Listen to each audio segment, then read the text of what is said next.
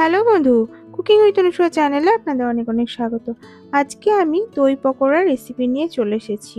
আর এটি বানানো খুবই সহজ, ভীষণই সুস্বাদু আর খুবই মুচমুচে হয় খেতে। বড় ছোট সকলে পছন্দ করবে। আশা করছি ভালো লাগবে আর আমার চ্যানেলকে সাবস্ক্রাইব করে আমার পাশে থাকবেন। তো চলুন শুরু করি। দেখে নিন দই পকোড়া আমি কিভাবে তৈরি করছি। প্রথমে একটি পাত্রের মধ্যে 4 চামচ ঘরে পাতা টক দই নিয়ে নিয়েছি। এবার এর মধ্যে হাফ চা চামচ কালো জিরে, হাফ চা চামচ গোলমরিচের গুঁড়ো, হাফ চা চামচ চিলি ফ্লেক্স আর হাফ চা চামচ কাসুরি মেথি পাতা, 6 চামচ চালের গুঁড়ো দিয়ে দিলাম। এবার দিচ্ছি হাফ চামচ চিনি আর হাফ চামচ লবণ। ভালো করে এবারে সমস্ত উপকরণগুলোকে মেখে নিতে হবে। ভালো করে মেখে নিচ্ছি চামচের সঙ্গে। এখন আমি এই ময়দাগুলোকে মেখে নেব। এর জন্য একটা বাটিতে 3 ভাগ জল নিয়ে নিয়েছি। এর কিছুটা জল আমি এখন দিচ্ছি আর কিছুটা থেকে গেল। তো এবার ভালো করে মেখে নেব। তো এটাকে হাত দিয়ে মাখতেলেই ভালো হয়। এজন্য চামচ দিয়ে একটুখানি নাড়াচাড়া করে চামচে লেগে গেছে এগুলোকে ছাড়িয়ে নিয়ে এবার হাত দিয়ে আমি মেখে নেব। আর জলটা সব একসঙ্গে দেব না, একটু একটু করে দেব আর মাখবো।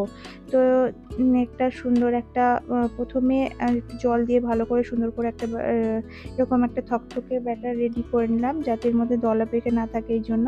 তো দেখে নিচ্ছি একটু চিনিটা কেমন হয়েছে, যেহেতু টক দই জন্য চিনি দরকার আছে, লবণটা ঠিক রয়েছে। তো যে বাকি জলটা রয়েছিল তার মধ্যে থেকেও কিছুটা জল দিলাম, আবারও হাত দিয়ে মেখে নিতে হবে। এইভাবে অল্প অল্প করে জল দিতে হবে, দিয়ে ব্যাটারটা রেডি করতে হবে।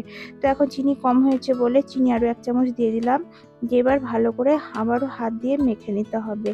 তো এটা যদি মিষ্টি দই হতো তাহলে এক্ষেত্রে হাফ চামচ চিনি দিলেই যথেষ্ট। আর যেহেতু টক দই সেজন্য একটু চিনির পরিমাণটা বেশি লাগছে, একটু টক মিষ্টি খেতে সুন্দর লাগে বলে। তো আবারও ভালো করে ফাটিয়ে নিলাম, দিয়ে ব্যাটার তৈরি হয়ে গেল। এবার পকোড়াটা যাতে ভাজা সুন্দর মানে বাইন্ডিং মানে বাঁধনটা সুন্দর হয় সেই জন্য এখানে আমি 1 চামচ গমের আটা দিয়ে দিলাম, দিয়ে ভালো করে আবারও হাত দিয়ে ফাটিয়ে নিচ্ছি। তো দেখুন এরকম ঘনত্বটা হবে, যাতে বড়াটা দিলে সঠিক সুন্দরভাবে তেলের মধ্যে যায়, তো সুন্দরভাবে আকার নেয়। তো দেখতে পাচ্ছেন এরকমটা দেখতে হবে, এরকম বড়াটা এভাবে ছাড়লে সুন্দর হবে। তো এখন তেল গরম করা হয়ে গেছে, এখন দেখে নিই ঠিক হচ্ছে কিনা। একটা দিয়ে দেখে নিলাম, সুন্দর তেলটা গরম হয়েছে। তো এইরকম যখন তাপমাত্রা হবে, মানে খুব বেশি গরমও না, খুব বেশি ঠান্ডাও না, এরকম তাপমাত্রা করে বড়া ভাজতে হবে। তো তেল গরম হয়ে গেছে, এখন দিয়ে দিচ্ছি আর এটাকে মিডিয়াম টু হাই ফ্লেমে সমস্ত বড়াগুলোকে ভেজে নেব দিয়ে। তো সমস্ত বড়াগুলোকে তেলের মধ্যে ছেড়ে দিচ্ছি। এবার উল্টে পাল্টে ভেজে নিতে হবে। চামচ দিয়ে আমি উল্টে পাল্টে দিচ্ছি এইভাবে, যতক্ষণ না লাল রং হচ্ছে একদম ততক্ষণ উল্টে পাল্টে বড়াগুলোকে ভেজে নিতে হবে। দেখুন আমার বড়াগুলো উল্টে পাল্টে ভাজতে ভাজতে বেশ লাল লাল হয়ে গেছে, আর কালারটা কত ভালো হয়েছে। আর এটা তো খেতে তো খুবই মজাদার হয়। তো একবার বাড়িতে তৈরি করে খাবেন, দেখবেন ভালো লাগবে। তো বড়াগুলো পুরো কালার চলে এসেছে সুন্দর, আর ভাজা খুব ভালো হয়েছে। তো এখন তুলে নিচ্ছি, সমস্ত বড়াগুলোকে এইভাবে ভেজে লাল করে তুলে নেবেন।